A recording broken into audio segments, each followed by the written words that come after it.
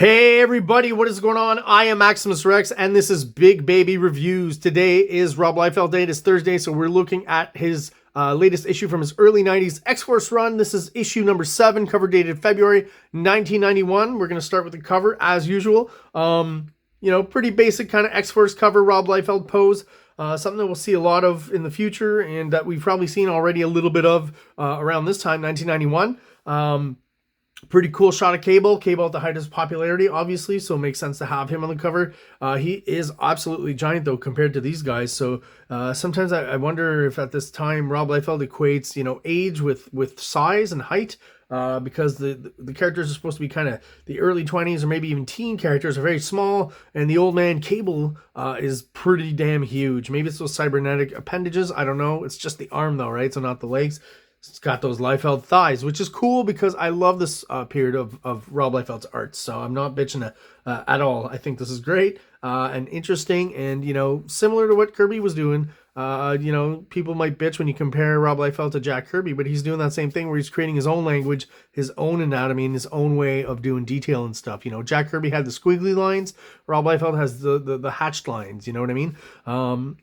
There are similarities there in that it's a hyper reality, right? It's definitely heightened for sure. The only kind of criticism artistically, really, I would say about this cover is the lack of backgrounds, right? Maybe a bit of smoke or something at least would have kind of made it a little bit more interesting, I would say, just given another layer in the background. The fact that it overlaps the cover, maybe that's a little more interesting, right? It gives it an extra sense of depth there. What's going on here is kind of my issue. My only issue is, and I hadn't realized it till I looked at this earlier today before I reviewed this this issue. I think what's going on here, if I can kind of describe it before I really couldn't, it's like the mouth is at one angle for the face, right? And then like this is at another angle, and it just doesn't work together, right? Do you see that? It's almost like, I could see if I cover up the top part, I can kind of imagine more, head, if I can put it that way. And then if I take it away, it's like there's not enough. And if I do this, well, I would imagine the chin kind of coming down lower and closer to us, kind of in a foreshortened kind of deal, but that's not what's actually going on there. So yeah, it's kind of a weird representation of Cannonball's face here. But sign of things to come, right? Casualty of war. Oh, really? Something's going to happen here? Sure looks like it's going to happen to him. So we'll have a look inside and see if that's what's going on. This is another issue. I've talked about how I think Rob Liefeld was working on YOUNBLOOD at the same time as these issues of X-Force, the last few that he did for Marvel. I felt like the last issue was mostly Liefeld stuff. I feel a lot of things apparently, but this issue here, we've got more of what was happening before with, I think, Murat Michaels coming in and helping out Rob Liefeld on this issue. Maybe not as much as that prior issue. I think I don't want to say the worst defender. I mean, I've said before, you're on deadlines and stuff and you've got, assistants, you're going to use them, right? The mangaka in Japan do, it's as old as time in comics publishing. So, it's not anything new. So Rob Liefeld keeps the more interesting stuff that he's into, and Murat Michaels kind of finishes it off. Or maybe he's laid out the whole issue, maybe, is what I feel with this one. And some of it's rendered and finished by him, and some of it's finished by Murat Michaels. So, I could believe this is Rob Liefeld, but there's something about it that kind of tells me Murat Michaels. I always base it on that Brigade #1 issue. This feels very Rob Liefeld. I wouldn't say anything about that.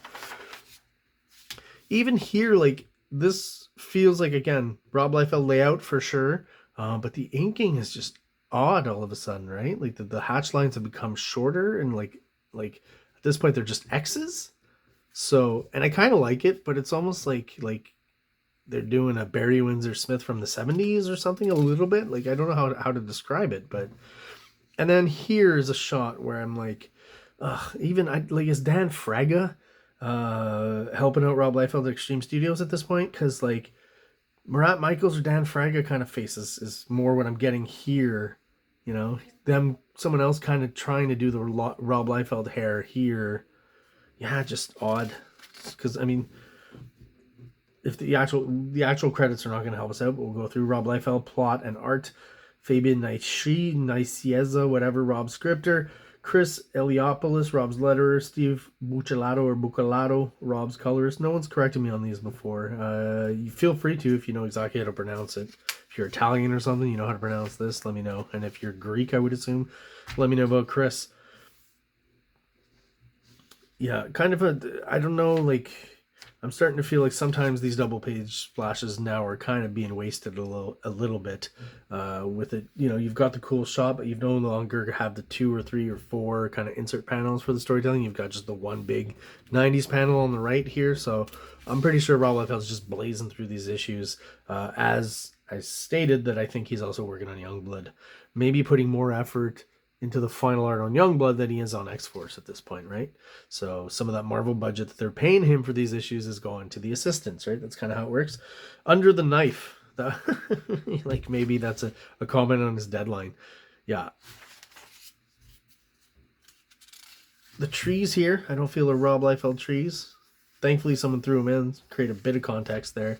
And the issue with Shatterstar, not having his swords, his last issue he was training with Warpath in the woods, right? So he was only using sticks. So that's all. I should have mentioned it maybe in the double page spread, right? The sticks that he's got here. Because of the training session, he does not have his lethal swords with him. Or I guess he could take care of Sauron a little faster. Kind of a weird foreshortened effect here. Not super well done. Proportions are a little odd. But like, this is a very odd page to me because it's 8 panels, very rare in a Rob Liefeld comic, and all even, kind of almost a Jack Kirby deal, and there's no space in between. Just a very odd choice. But as far as Rob Liefeld art goes, I feel like each panel here is like quintessentially what I like or what's cool about Rob Liefeld, right? You know, this shot, the way Rob Liefeld draws people running is very distinctive, right? The down shots he likes to do. You know, here he's using shadow a lot with these 2 characters, like interesting headshots. I like his inking at this point, not on everything, but I feel like this page just for some reason really comes together. It's kind of an outlier in Rob Liefeld's kind of lexicon and stuff to throw down 8 panels of equal size or almost, because I do feel maybe like it does tend to, I don't even know if that goes right down the middle. Really doing this stuff, seat of his pants real quick, but yeah, just oddly, like, each drawing is great as a Rob Liefeld drawing, and the fact that this page has so many panels and that they're all basically the same consistent or almost size, Rob Liefeld doesn't do that a lot. So we get more of this usually with the establishing shots in the back. I mean, come on, Rob Liefeld. Maybe he inked this or something, or yeah, I don't know. This whole panel here, the bit of cape to tell us that character's still hanging around. This page is kind of rough, I would say.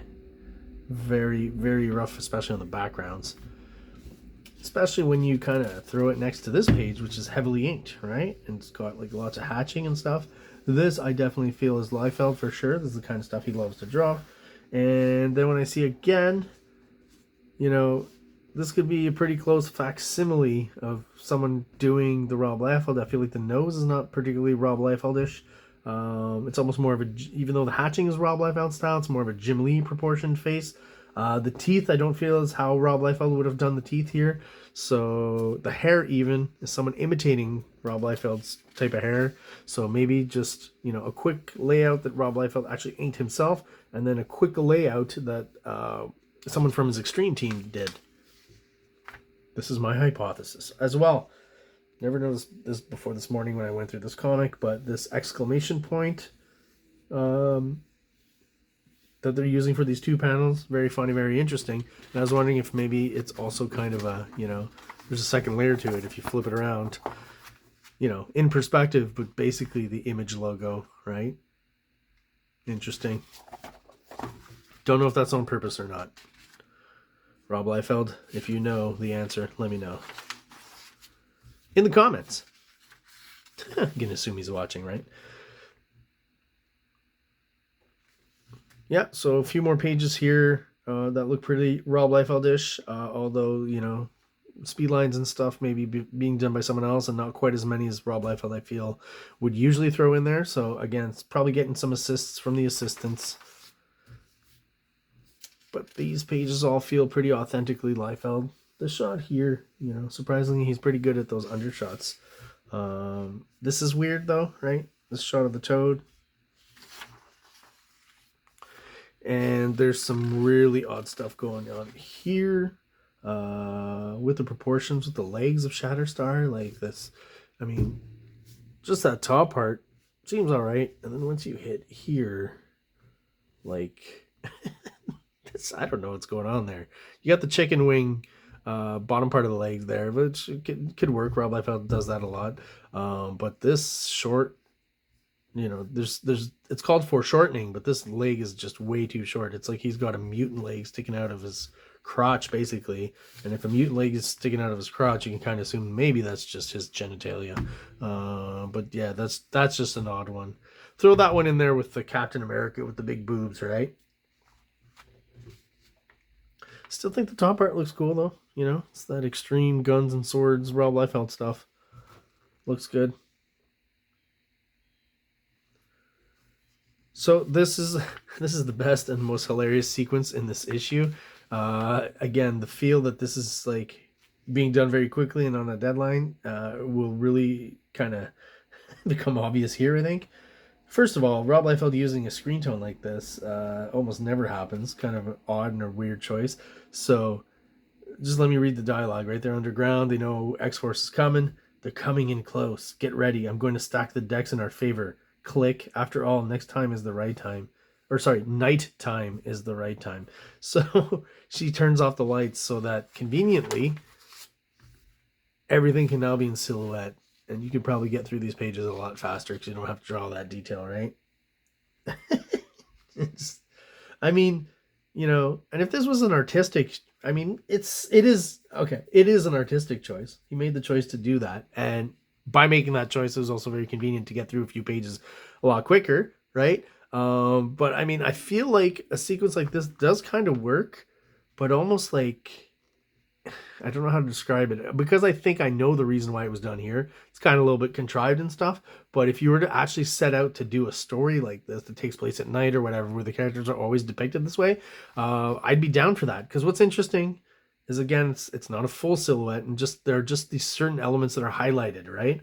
So the costume details, right? The hair, the eyes, the mouth, that kind of stuff. The interesting and more interesting bits that you want to see to get people's expression and stuff. So it's an interesting choice for sure. This has kind of a McFarlane mouth vibe, right? A little odd. But again, if this were really purely artistically chosen and there was a whole story taking place, you know, on some other planet that has like a black sun or something different, right? Kind of like in that Dune movie recently. You know, when they were on Arrakis, I think, with the bad dudes with the shaved heads, like the light was very harsh and just odd and weird. You can look up on YouTube how they did that. It's pretty interesting. It's like X-ray cameras and shit, and they're mixing that together. Pretty crazy. But yeah, so this whole sequence, again, and here's the thing too, because Rob Liefeld laid this out probably, I feel like most of this is probably inked by assistants. And that's probably an easy way to get them to do an okay job on something, right? So he's like, it's all in silhouette. So the important details are there, leave these highlighted and, you know, just darken everything. Because like even the way the hair is on, I don't know, hope you can see this on this dark background here. That's an odd choice as well, but it's supposed to be dark, right? The lights are out. The way the fur contour here is done on Farrell does not feel in any way kind of how Liefeld would do it. But layouts, compositions, definitely Liefeld. And this too, like in my review of The Incredible Hulk yesterday, there's issues where wouldn't the fingers just continue out of frame there or past the frame? Just like the arm is in the bleed here and the shoulder, the elbow as well. Just an odd choice. And all of these pages would have been fine if they had been rendered too, right? And just the colorist would give it a dark tone, right? But I really think this was a time-saving kind of thing. A lot of screen tone for a Rob Liefeld comic. Like it almost feels out of place, I feel, here. More like 80s-ish, and this is, you know, Bill Sienkiewicz or something, and then all of a sudden on or behind Rob Liefeld art in this case. It's a little jarring. Color choice is a little interesting, I guess, is how I'd put it. And yeah, so like how many pages you get through here, right? Throw a bit of light on the face when you want to see the expression, and there you go. back to Sauron here, and Cannonball is trying to sneak up on him again, I guess, is what's happening here. And of course, well, this is the infamous moment that kind of sets up this storyline that seemed fairly important back in the day, right? But that Rob Liefeld never got to finish because he moved on to Image Comics, and it was really didn't go anywhere. This whole Sam or Cannonball is an immortal or something, you know, a special brand of mutant within mutants.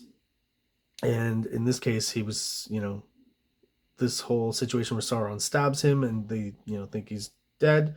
An immortal is supposed to die once and then be reborn, if I'm not mistaken. I'm pretty sure that's how that's supposed to go. So we'll find out next issue whether or not Sam actually is an immortal, right? But that's how this one ends. And then for some reason we've got kind of a fill-in story, short story with Garrison Kane, right? That was introduced in issue 2 of X-Force. So, you know, I guess this is foreshadowing for bringing him back into the storyline. I know it is because that's what happens a bit later on in X-Force. So to bring him back, they kind of have to explain it a little bit. So a bit of story dedicated to him in this issue. Probably the same kind of situation here where most of this is laid out in pencil by Rob Liefeld, and most of it is probably finished off by Murat Michaels or Dan Fraga. If Dan Fraga is there at this point, I think he's probably close to being there. And yeah, just there's something in the inking that's a little looser where Rob Liefeld was maybe a few years ago, right, on New Mutants and stuff. So it feels not as tight as what Rob Liefeld is inking now at this point. And I got to say, these two here are the most, you know, some of the most Art Adams influenced kind of faces and details and stuff that I've ever seen from Rob Liefeld. We know he gets a lot of influence from Art Adams, you know, in the way his characters run and stuff. But this is, you know, pretty darn close. You know, I'm seeing parallels here too with another guy who early on was taken away a little bit from Art Adams, J. Scott Campbell. So there's a connection there with Art Adams in between both Rob Liefeld and J. Scott Campbell. And to be continued, and just odd that, you know, all of a sudden I get that whatever happens here is kapow, he gets punched behind, and the fact that he's on his ass here is just kind of funny, right? It's just an odd choice. Could be laying down, you know, on his chest, lifting himself up with his arms or something, but no, he's just kind of plopped down like you sit in kindergarten. Just always thought that was funny. Very circular too, like, I don't know, like he's gonna roll away. Just an interesting choice. And there you have it. That is the end of X-Force issue 7. If you have any answers to my questions, let me know in the comments. If you have anything you'd like to add, let me know. Any questions you'd like to ask me, feel free to do so once again in the comments. If you're subscribed and you're still checking out the videos, thank you very much. I appreciate your loyalty. Those who are checking out videos but are not subscribed yet, please do so. It's really quick for you, helps us out, and it helps get the word out there in the channel to other people who hopefully have the same interests as we do. So thank you everyone out there for watching. I hope you enjoyed, and I hope everyone out there has a great day. King Comics presents Big Baby, Volume 1, Issues 1 to 13, 204 pages of story and art.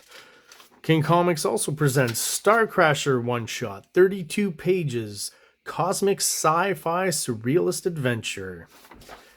You can find these fine comics at kingcomics.ca, at MaximusRex13 on Instagram, or on Facebook, MaxRex or Big Baby. Like!